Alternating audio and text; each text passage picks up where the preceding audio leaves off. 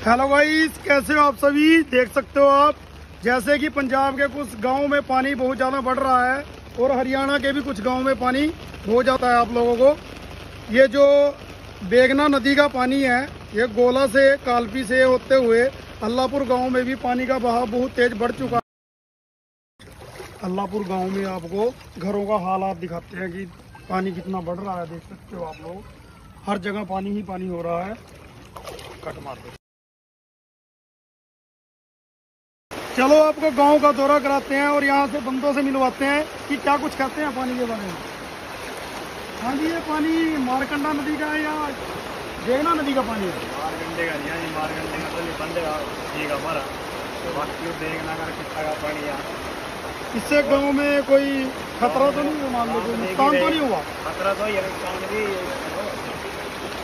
भूमि के हो रहा है। देख सकते